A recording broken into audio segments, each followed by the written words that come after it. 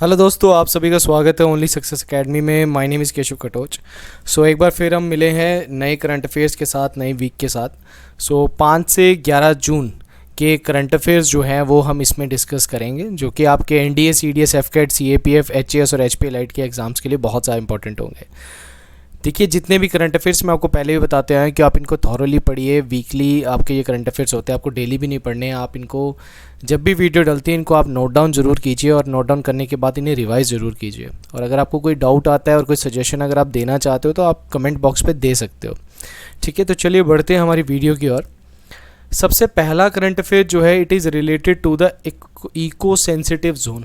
देखो, eco sensitive zone जो है अभी अपेक्स कोर्ट, जो अपेक्स कोर्ट होती है, जो देश का सबसे हाईएस्ट कोर्ट होता है, जिसको हम सुप्रीम कोर्ट बोलते हैं, उन्होंने बोला है कि जितने भी हमारे प्रोटेक्टेड फॉरेस्ट और national park wild life sanctuary है, वहाँ पे इको सेंसिटिव जोन जो है वो मैंडेटरी कर देना with in the minimum 1 kilometre का। तो आपका जो बाउंड्रीज़ हैं वो इको सेंसिटिव जोन होने चाहिए। तो क्योंकि हमारे जो नेचुरल रिसोर्सेज हैं वो बहुत ही ज़्यादा क्या हो रहे हैं, माइनिंग हो रही है और वो बर्बाद हो रहे हैं अदर एक्टिविटीज़ की वजह से। So government should not only act like a facilitator of economic activities for the immediate upliftment of the fortune of the states. So eco sensitive zones are areas in India जैसे जो कि कौन declare करता है, ministry of environment, forest and climate change. और जिसमें जितने protected area, national park, wild life sanctuary, उन सबके लिए इको सेंसिटिव जोन जो है वो ये डिक्लेयर करते हैं। तो ये क्या है कि some kind of shock absorber हम इनको बोलते हैं फॉर प्रोटेक्टेड एरियाज, जिसमें इसकी जो मैक्सिमम जो है बियॉन्ड 10 किलोमीटर तक हम प्रोटेक्टेड एरियाज को क्या लेके जा सकते हैं। मतलब सपोज करो ये आपका एक नेशनल पार्क है, तो इसके 10 किलोमीटर का एरिया जो है वो प्रोटेक्टेड होता है। वहाँ पे कोई भी ह्यूमन एक्टिविटी जो होती है वो अलाउड नहीं होती। जैसे कि यहाँ पे जिन्होंने लिखा हुआ है कि industries causing pollution, commercial mining या major hydro electric projects, sawmills, commercial use of wood, tourism, hazardous substance, ये सारी चीज़ें यहाँ पे प्रोहिबिटेड होती हैं। और felling of trees, commercial use of natural water, इसमें hotel, resort, erection of electric cables etcetera are regulated. So while activities like agriculture, horticulture practice, organic farming, rainwater harvesting, use of renewable resources, adoption, green technology, etc. these are permitted. ये यहाँ पे permit किया जाती है, but बाकी चीज़ें इसमें जिससे कि वाइल्ड लाइफ को जो नुकसान होता है वो अलाउड नहीं है। तो ये अभी सरकार जो सुप्रीम कोर्ट ने बोला मिनिमम 1 किलोमीटर का आपका क्या होना चाहिए, मैंडेटरी होना चाहिए यहाँ पे क्या, इको सेंसिटिव जोन।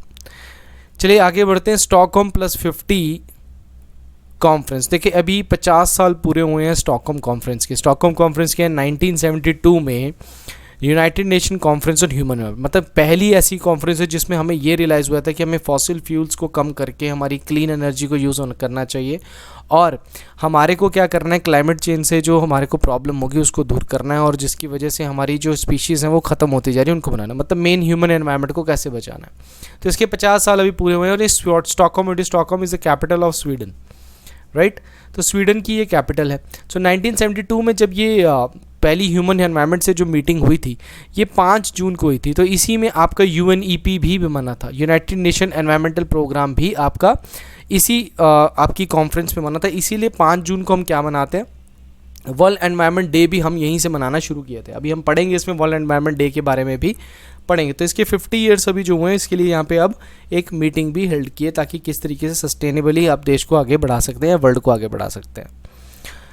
नेक्स्ट है पुनीत सागर अभियान। देखो, पुनीत सागर अभियान ये NCC जो नेशनल कैडेट कॉर्प्स, हमारे देश के जो बच्चे हैं, जो ग्रेजुएट हैं, जिन्होंने NCC कैडेट्स होते हैं, उनकी तरफ से ये पुनीत सागर अभियान जो स्टार्ट किया गया है, और ये 5 जून वर्ल्ड एनवायरनमेंट डे तक होगा।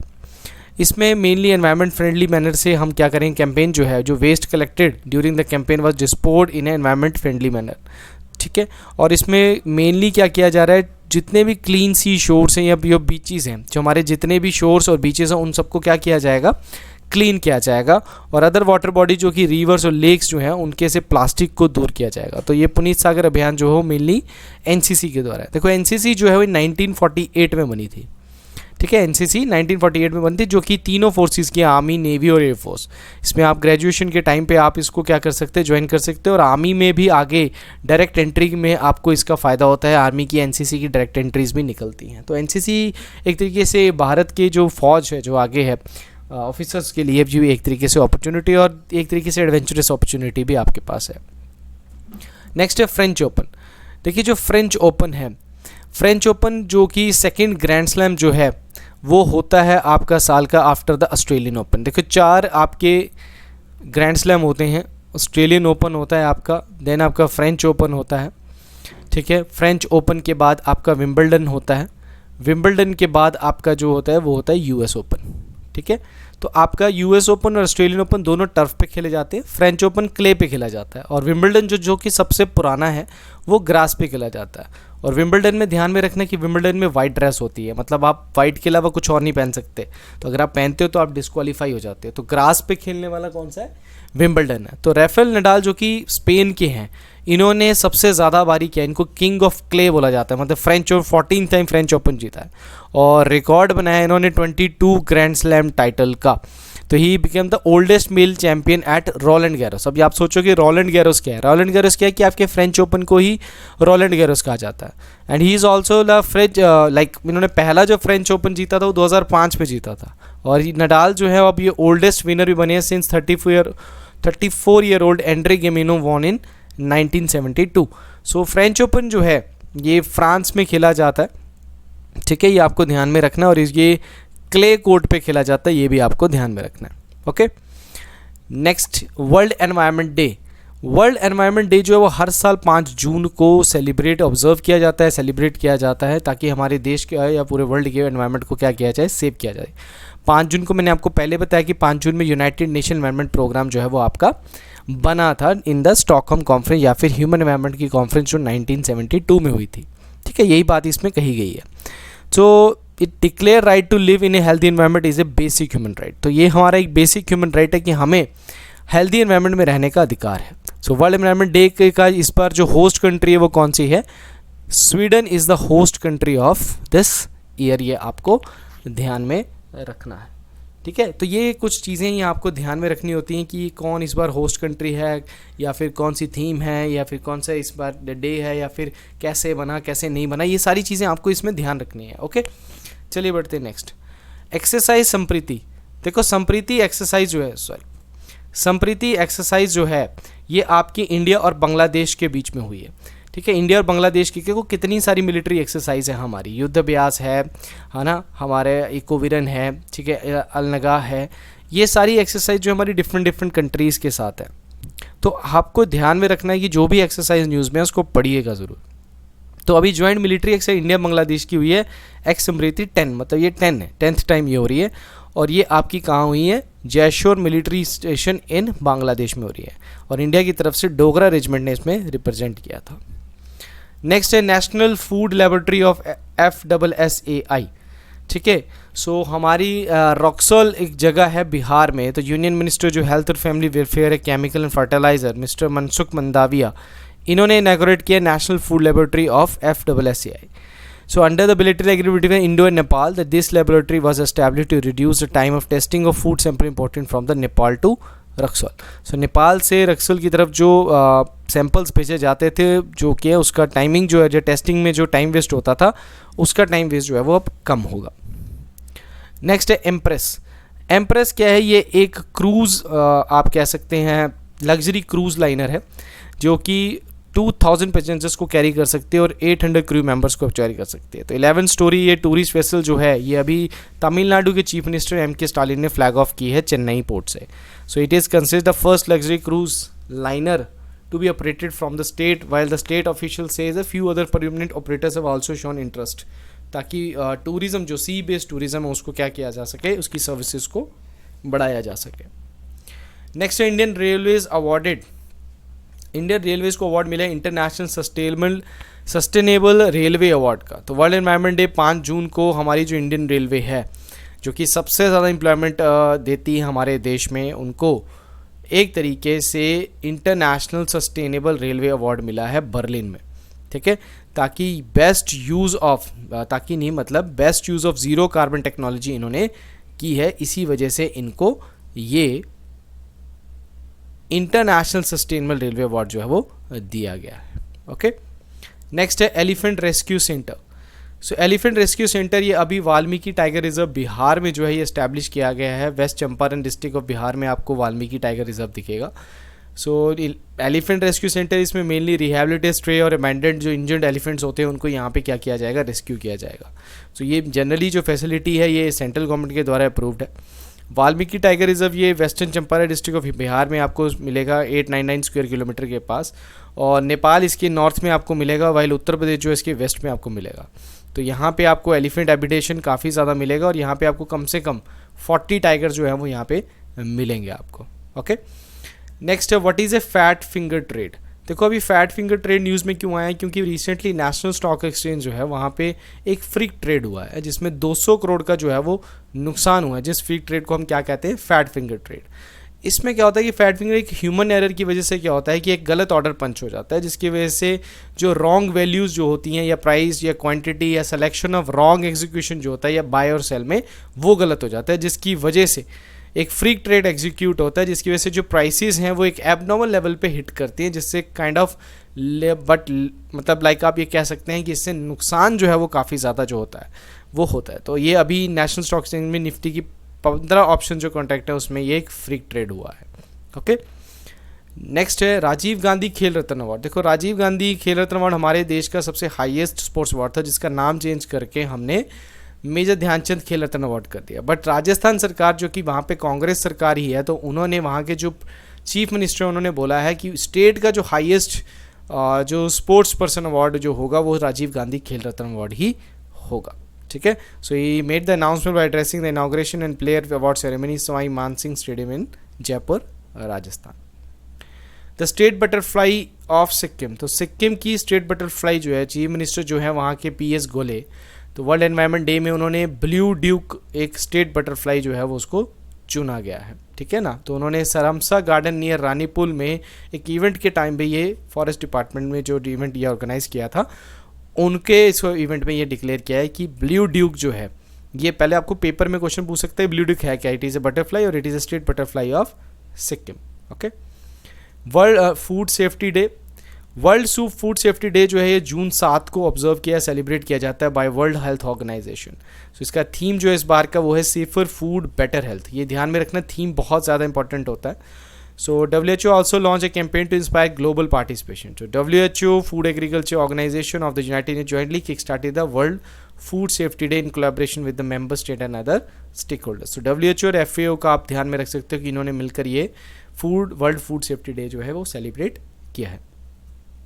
अग्नि 4 मिसाइल, देखो अभी रिसेंटली इंडिया ने काफ़ी देर से अपनी जितने भी हैं मिसाइल्स उनके टेस्ट कर रहे हैं। तो अभी रिसेंटली अग्नि 4 जो कि हमारी एक बैलिस्टिक मिसाइल है उसका टेस्ट किया है APJ अब्दुल कलाम आइलैंड उड़ीसा में। ये भी आपको ध्यान में रखना है कि APJ अब्दुल कलाम आइलैंड कहाँ है, उड़ीसा में है। सो अग्नि 4 का भी लॉन्च किया, ये इसकी जो रेंज है वो 4000 किलोमीटर। अगर आपको जानना है कि इंडिया की सबसे लॉन्गेस्ट रेंज की जो मिसाइल है वो कौन सी है, दैट इज़ अग्नि 5 जो कि 5000 किलोमीटर तक है।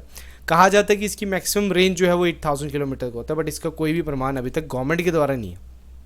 ओके, अभी रिसेंटली हमने देखा होगा इंडिया ने ब्रह्मोस का भी एक सुपरसोनिक जो क्रूज मिसाइल है इसका टेस्ट किया है अभी एक्सटेंडेड रेंज वर्जन, मतलब इसकी जो रेंज है वो बढ़ाई है 350 किलोमीटर तक इसकी रेंज को क्या है बढ़ाया गया है। वो इसको किससे लॉन्च किया, सुखोई 30 MKI एयरक्राफ्ट से इसको लॉन्च किया है। So it is the 4th Agni series missile, it was earlier known as the Agni 2 prime और it was developed by the DRDO। So अगर आपको नहीं पता, मैंने पिछली वीडियोस में भी बताया कि बैलिस्टिक मिसाइल क्या होती है। तो बैलिस्टिक मिसाइल होती है जो कि एक पैराबोलिक पाथ बनाती है। ठीक है, दूर किसी मिसाइल को अगर हमने भेजना होता है या फिर एक वॉर न्यूक्लियर हेड या फिर हैवी मटेरियल जिसमें हमने भेजना होता है तो उसको हम बैलिस्टिक मिसाइल में भेजते हैं। हल्की मिसाइल आपकी एक क्रूज मिसाइल्स होती हैं, जो कि क्रूज मिसाइल जो होती है वो कि सतह के बिल्कुल पैरेलल चलती है, बट ये आपका पैराबोलिक पाथ बनाती है। तो ये जितनी भी इंटरकंटिनेंटल बैलिस्टिक मिसाइल्स होती हैं ये सारी आपकी पैराबोलिक पाथ ही बनाती हैं। ठीक है, ओके, नेक्स्ट है आपका बैकहो फेस्टिवल। देखो बैकहो फेस्टिवल अभी रिसेंटली जो है ये कहाँ पे सेलिब्रेट किया गया, असम में। और असम में कौन से ट्राइब्स जो हैं इसको सेलिब्रेट करते हैं, राभा ट्राइब्स। सो बैकहो फेस्टिवल जो है ये एनुअली सेलिब्रेट किया जाता है, जिसमें हार्वेस्टिंग सीजन्स को, जो कि आप ये बोल सकते हो कि गुड हेल्थ और अच्छी क्रॉप हो और अच्छी हेल्थ मिले लोगों को, गुड हार्वेस्ट के लिए इसको मनाया जाता है। तो एंशिएंट ट्रेडिशन है ये राभा ट्राइब में, और राभा जो है ये तिब्बतो बर्मन कम्युनिटी आपको मिलेगी। तो आपसे कभी पूछा जा सकता है राभा कम्युनिटी या राभा ट्राइब आपको कौन से स्टेट में मिलते हैं, that is your Assam. So they are decide in the lower Assam in the Garo hills and Duar region of the west Bengal. They are among the plains tribe in the in the state and they are agriculture based community and they have a distinct culture and a celebration. Next, exercise conquest. देखो exercise conquest ये India की किसी के साथ नहीं, ये multinational peace keeping exercise है जो कि अभी मंगोलिया में हुई है. ठीक है, ये आपको ध्यान में रखना है कहाँ पे हुई है, मंगोलिया में ये एक्सरसाइज अभी आपकी हुई है. सो ये 14 दिन की एक्सरसाइज हुई है और इसमें काफ़ी 16 कंट्री की इंक्लूडिंग इंडिया की जो मिलिट्री उन्होंने पार्टिसिपेट किया है और इसको इनॉग्रेट किया प्रेसिडेंट ऑफ मंगोलिया उखनागिन खुरेलेसुख जिन्होंने इन्होंने किया. और हिमाचल इसकी इंडिया की तरफ से लद्दाख स्काउट्स जो है इन्होंने कंटीजेंट जो है यहाँ से गया था. So it's a multi national peace keeping operation exercise. It comprises of United nation peace keeping mission and command post exercise which is UN peace keeping operation mission field training exercise. आप सभी को पता है कि United nation peace keeping forces जो होती हैं उसमें हर देश अपनी जो फोर्सेस को भेजते हैं इनको ब्लू कैप भी बोलते हैं क्योंकि इनकी जो बैरेट होती है, जैसे इन्होंने ये बैरेट पहनी है ये ग्रीन कलर की पहनी है, आर्मी की है, बट अगर यहाँ पे इन्होंने ब्लू पहनी होती तो आप समझ सकते हैं कि यूएन पीस कीपिंग फोर्स के सोल्जर्स हैं. मतलब है तो ये हमारे देश के बट यूएन की पीस कीपिंग फोर्सेस में भी ये जाते हैं. नेक्स्ट है नासा डेविंसी मिशन. ठीक है, तो नासा ने अभी अनाउंस किया है कि उन्होंने एक डेविंसी मिशन पेज जो है वो लॉन्च करना है. Deep atmosphere Venus investigation of noble gases chemistry and imaging mission. ये मिशन जो है ये वीनस की ओर जाएगा. वीनस जो हमारा सेकंड प्लैनेट है अगर हम सन की तरफ से देखते हैं, उसके हार्श एटमॉस्फेयर को ये 2029 तक लॉन्च किया जाएगा. It will be the first mission to study the Venus by means of both flybys and descent. मतलब हम उनको बाहर से भी करेंगे और उसकी सतह पे जाकर भी उसको चेक करेंगे. तो स्पेस फ्रॉक जो है वो उसकी explore the layer Venetian atmosphere, उसके एटमॉस्फेयर को देखेगा and it also Venetian surface, उसके सरफेस को 2031 में जाके उसके सरफेस पे जाके उसके सरफेस के बारे में इंफॉर्मेशन निकालेगा. So before this mission NASA ने 2 मिशन जो है वो ऑलरेडी विजिट कर चुके हैं. पायोनियर इन 1978, मैगलेन इन 90s. ठीक है, तो ये ध्यान में रखना है आपने. 2022 एनवायरमेंटल परफॉर्मेंस इंडेक्स. सो एनवायरमेंटल परफॉर्मेंस इंडेक्स जो है वो रिसेंटली रिलीज़ किया है 180 कंट्रीज़ का, जिसमें 40 इंडिकेटर्स को देखा जा रहा है. तो इंडिया का रैंक जो है वो बहुत ही ख़राब आया इस बार. 180th इंडिया का रैंक आया है सबसे बॉटम में 2022 में. ठीक है, एज को लोएस्ट अमंग द 180 कंट्रीज, मतलब 180 कंट्री में से 180th रैंक ही इंडिया का दिया हुआ है. So index major environment performance India's lowest. ठीक है, सो नेबरिंग कंट्रीज़ जो है हमारी पाकिस्तान और बांग्लादेश जो है उनका रैंक जो है वो हमसे अच्छा हुआ है. पाकिस्तान का रैंक जो है वो 176 है, बांग्लादेश का 177. हालांकि अच्छा नहीं है बट इंडिया से भी तो ठीक है. फर्स्ट नंबर पे डेनमार्क जिनका एनवायरमेंट परफॉर्मेंस इंडेक्स अच्छा है, उसके बाद यूनाइटेड किंगडम है एंड देन आपका फिनलैंड जो है वो रैंक 3rd है, followed by Malta and Sweden. ठीक है, सो नंबर 1 डेनमार्क आपको ध्यान में रखना है. वर्ल्ड ओशियंस डे, हमारे ओशियंस को बचाना बहुत ज़रूरी है. इसके लिए हमारे वर्ल्ड ओशियन डे को सेलिब्रेट किया जाता है जून 8 को. तो इसमें लोगों को एक बार एक इंपॉर्टेंस बतानी होती है ओशियंस की और मेजर रोल जो हमारी लाइफ में वो हमेशा मतलब प्ले करते हैं. और इस बार का जो थीम है वो है revitalisation collective action for the ocean. ये थीम है, ये थीम को ध्यान में रखना है आपने क्या है. And it is year framed by the UN decade of ocean side. 2022 जो है ये जो year it is framed by the UN decade of ocean science, ये आपको ध्यान में रखना है. And celebration of the United nation ocean conference 2 years after the cancel because of the pandemic. Okay, next, Food Safety and Standard Authority of India on the occasion of World Food Safety Day sorry 4th State Food Safety Index जो है वो आपका दिया है. तो 4th State Food Safety Index में सबसे अगर हम बड़ी बिगर स्टेट्स में देखें तो टॉप किया है तमिलनाडु ने और स्मॉलर स्टेट्स में देखा जाए तो गोवा और यूटीज़ में देखा जाए तो जम्मू एंड कश्मीर ने टॉप किया है. सो FCCI आप सभी को पता है कि जितने भी आप प्रोडक्ट्स देखते हैं वो सभी FCCI के द्वारा प्रमाणित होते हैं, उनका चेक होते हैं. और ये इस्टेब्लिश जो हुआ था ये 2006 में हुआ था और ये ministry of health and family welfare के अंडर आता है और it is a autonomous body, ये आपको ध्यान में रखना है. Okay, Ramakrishna Mukhavilli becomes the first Indian to recognized by the United Nations Global Compact as a global sustainable development goals pioneer. Okay, so first time in the world an Indian has been named as a global sustainable development goal pioneer for water stewardship by the United Nations Global Impact. तो ऐसे इन्होंने 10 new SDG pioneers को select किया है, उसमें से एक Indian भी है जिनका नाम क्या है, रामकृष्ण मुखविल्ली. ये आपने ध्यान में रखना है. नेक्स्ट है मिथाली राज। मिथाली राज का नाम तो आप सभी ने सुना है कि ये वुमेन क्रिकेटर थी, इंडिया की सबसे सीनियर मोस्ट क्रिकेटर थी। इन्होंने अभी 39 ईयर ओल्ड है, इन्होंने अभी रिटायरमेंट ली है। पहले इन्होंने T20 से रिटायरमेंट ली थी, बट फाइनली इन्होंने अब बाकी सभी फॉर्मेट से रिटायरमेंट लेनी है। जनरली जोधपुर राजस्थान की है और इन सभी फॉर्मेट से इंटरनेशनल क्रिकेट से अभी रिज़ाइन दिया है। इनका जो इंटरनेशनल डेब्यू था वो 1999 में हुआ था आयरलैंड के खिलाफ, ठीक है, 1999 में। और इनको अर्जुन अवार्ड 2003 में मिला और इनको 2021 में मेजर ध्यानचंद खेल रत्न अवार्ड, मतलब आप ये बोल सकते हैं हाईएस्ट स्पोर्ट्स अवार्ड जो है हमारा, वो भी इनको मिला है।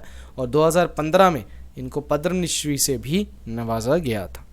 ओके, नेक्स्ट है यूरोपियन पार्लियामेंट। देखो यूरोपियन यूनियन की अपनी यूरोपियन पार्लियामेंट है, तो इन्होंने अभी बोला है कि 2035 तक ये बैन कर देंगे जितने भी पेट्रोल और डीजल व्हीकल्स हैं, ये बिल्कुल भी नहीं चलेंगे। तो क्लाइमेट चेंज से लड़ने के लिए इन्होंने एक ये ऐसा फैसला लिया है कि अगले 10 सालों में, करीबन 10 साल आप लगा के चलो, कि वहाँ पे आपको कोई भी डीजल और पेट्रोल कार जो है वो नहीं मिलेगी। So voting has held on amendment that would be allowed some automation from new vehicles after 2025 which has rejected by member of parliament.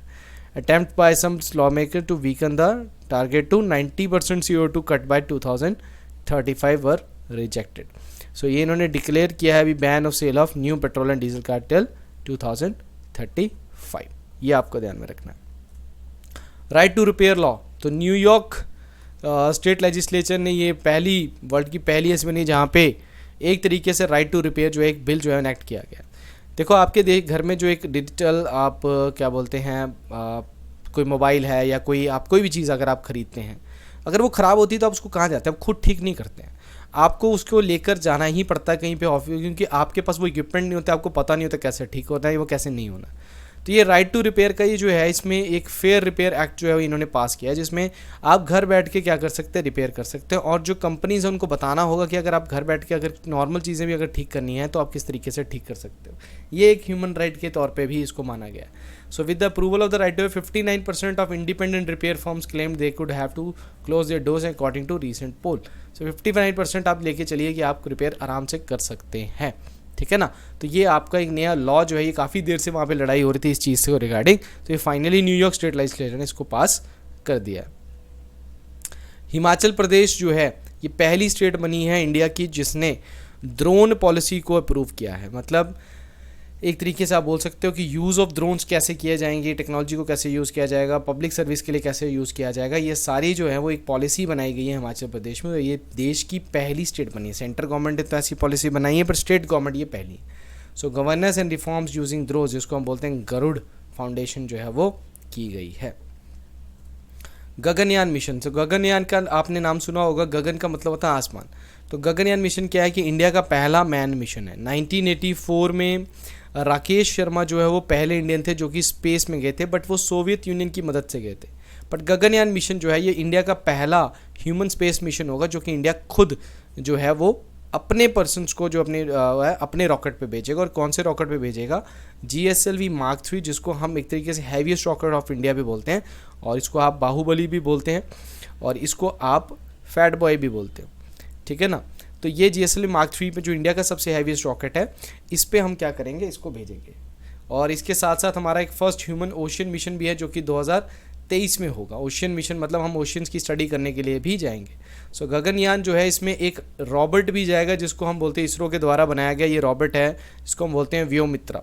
सो व्योममित्रा जो है ये भी इस मिशन में जो है वो एक तरीके से जाएगा जो कि हेल्प करेगा क्रू की। ओके, तो 2023 में कहा जा रहा है कि आपका जो मिशन है ये होगा। बिम्स्टेक, देखो बिम्स्टेक जो है bay of Bengal initiative multi sectoral technical and economic cooperation. देखो ये बे ऑफ बंगाल ये जो बिम्स्टेक है 1997 में बना था, 6 जून 1997 को। तो इसका जो अभी एनिवर्सरी हुआ है ये सेलिब्रेट किया गया है ढाका में। इसका हेडक्वार्टर जो है वो कहाँ है? ढाका में। और इसमें टोटल मेंबर जो हैं वो 7 है।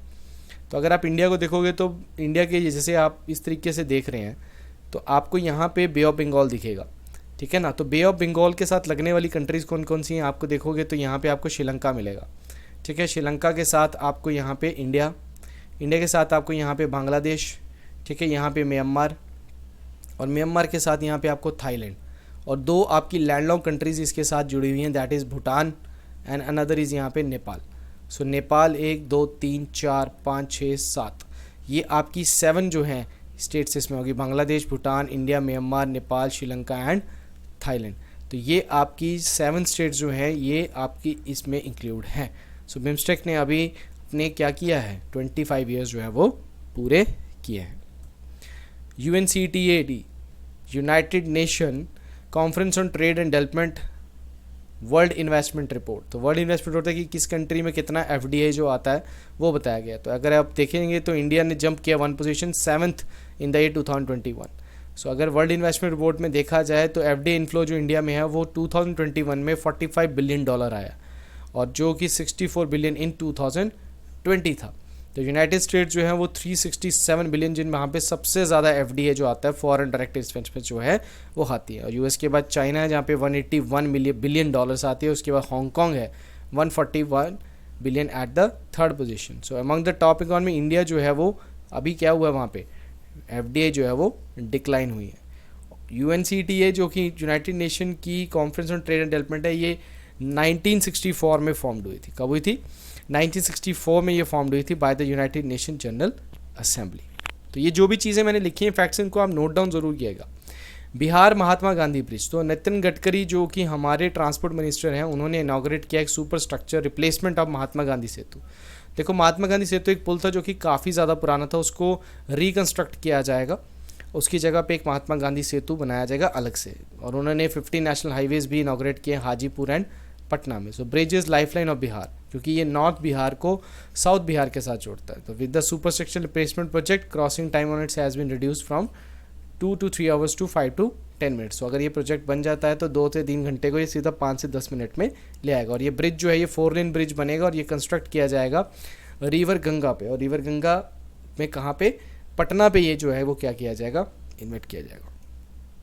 Next, China releases world most detailed map of the moon. So China ने, यूएस ने, इससे पहले यूएस ने 2020 में लूनर सरफेस का मैप दिखाया था, बट अभी नया जियोलॉजिकल मैप ऑफ द जो मून है ये चाइना के द्वारा कहा जा रहा है कि सबसे डिटेल मैनर पे है। तो ये एक तरीके से क्रेटर्स की भी डिटेल देता है, स्ट्रक्चर्स जो कि पहले नहीं दिखाए जाते थे वो भी उसमें अब दिखाए जाएंगे। तो जिससे इसे कहा जाता है कि सबसे डिटेल मैप जो है वो चाइना ने रिलीज़ किया, और इससे आगे एक्सप्लोर करने में, मून को एक्सप्लोर करने में हमारे को काफ़ी ज़्यादा जो है वो मदद होगी।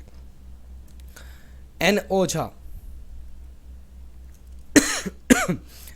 अपॉइंटेड एज ए मनरेगा ऑबिट्समैन। देखो मनरेगा जो है ये पहले नरेगा था, 2005-6 में नरेगा आया था, फिर 2008 में इसके साथ हमने MG मतलब Mahatma Gandhi national rural employment guarantee act जो है ये लगा दिया गया। सो इसमें NJ ओझा जो हैं इनको एब्यूट्समैन, जो एब्यूट्समैन क्या होता है कि ऐसा पर्सन होता है, जैसे आप सेंटर में बोल सकते हो लोकपाल, और स्टेट में आपका क्या होता है लोकायुक्त, है ना। तो जैसे आप कह सकते हो कि ऑबिट्समैन जो है सबसे पहले स्वीडन में स्टार्ट हुआ था। ये एक तरीके का ऑफिस है जिसमें करप्शन केसेस जितने भी गवर्नमेंट के ऑफिसेज होते हैं वो सारे इसके अंदर आते हैं। सो लोकपाल जो है अभी भी चेंज हुए हैं, आप मुझे कमेंट सेक्शन में बताइए कि नए लोकपाल जो है हमारे कौन हुए, और लोकायुक्त तो स्टेट के बदलते रहते हैं। तो ऑबिट्समैन थ्योरी जो है सबसे पहले स्वीडन में आई। ये एक तरीके का ऑफिस है जो कि जितनी भी आपकी शिकायतें हैं रिगार्डिंग द पब्लिक ऑफिसेज वो आप ले सकते हैं। बट यहाँ पे मनरेगा से रिलेटेड आप एक ऑबिट्समैन बनाया NJ ओझा को, जो कि क्या करेंगे, वर्कर्स को और इनकी कंप्लेंट्स देखेंगे, इनके जो भी कंप्लेंट्स, इश्यूज़ और जो कि इन्वेस्टिगेशंस हैं वो सारी चीज़ें जो हैं वो यही देखेंगे। इनसे रिलेटेड जो पेमेंट इश्यूज़ हैं, वेजेस इश्यूज़ हैं, काम से रिलेटेड इश्यूज़ हैं, अनएम्प्लॉयमेंट इश्यूज़ हैं, या अलाउंस जो देना है, ये सारे इश्यूज़ जो मनरेगा में होते हैं वो सारे अब ये ऑबिट्समैन जो है वो सॉल्व करेंगे। World day against child labour 2022 observe 12 जून। ठीक है, सो 12 जून को आपका world day of against child labour जो है वो एक तरीके से ऑब्जर्व किया जाता है। और इस बार का जो थीम है वो है universal social protection to end child labour. देखिए अगर आप आर्टिकल 24 को देखेंगे of Indian constitution, which is also ban the child labour, which is like आप चाइल्ड लेबर नहीं कर सकते हैं, अंडर 14 बच्चे को आप किसी भी हज़ार्डस प्लेस में वगैरह पे काम नहीं लगा सकते हैं। तो ये हमारा एक फंडामेंटल राइट भी है कि हमें चाइल्ड लेबर नहीं करवाया जा सकता, ठीक है ना। सो चाइल्ड लेबर एक क्राइम है, तो इसीलिए आप यानी ये ध्यान में रखना है कि चाइल्ड लेबर जो world day against child labour ये कब ऑब्जर्व किया जाता है, 12 जून को।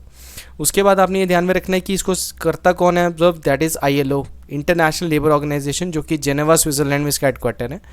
गाय राइडर जो है ये इसके अभी प्रेसिडेंट है, और 1919 में ये इंटरनेशनल लेबर ऑर्गेनाइजेशन बनी थी, जिसमें इंडिया इसका फाउंडिंग मेंबर ही है। मतलब ब्रिटिश इंडिया था बट एक तरीके से ये इसका फाउंडिंग मेंबर्स में ही आता है, ये आपने ध्यान रखना है। नेक्स्ट है India's first covid vaccine for animals. Animals के लिए इंडिया की पहली जो कोविड वैक्सीन आई है उसका नाम है एनोकोवैक्स। सो एनोकोवैक्स जो है, या एनोकोवैक्स आप इसको बोल सकते हो, ये डेवलप किया Haryana based ICAR national research centre on इक्विन्स। ये आपको ध्यान में रखना है किसने किया, और ये नाम आपने ध्यान में रखना। ओके, तो ये दोनों डेल्टा वेरिएंट और ओमिक्रॉन वेरिएंट दोनों को न्यूट्रलाइज कर सकते हैं। ठीक है, तो ये थे आज के करंट अफेयर्स। आई होप आपको इसमें से काफ़ी चीज़ें ध्यान में रखी होंगी। अगर आप कोई सजेशन देना चाहते हैं तो दे सकते हैं। लाइक, शेयर और सब्सक्राइब करना ना भूलिए चैनल को, जिससे आके आपको आने वाले जितने भी मेरे लेक्चर्स हैं, अभी हम नए लेक्चर्स शुरू कर रहे हैं सब्जेक्ट्स के, करंट अफेयर्स के साथ साथ एक सब्जेक्ट भी हम साथ में करेंगे। आपकी लाइव क्लासेस भी आपकी शुरू होंगी रात को, आपकी 8 से 10 बजे के बीच में आपकी लाइव क्लासेस भी शुरू होंगी। सो उसको जानने के लिए और उसके डिटेल जानने के लिए आप इसको सब्सक्राइब और लाइक और शेयर करना ना भूलें। तो तब तक के लिए thank you very much and all the best.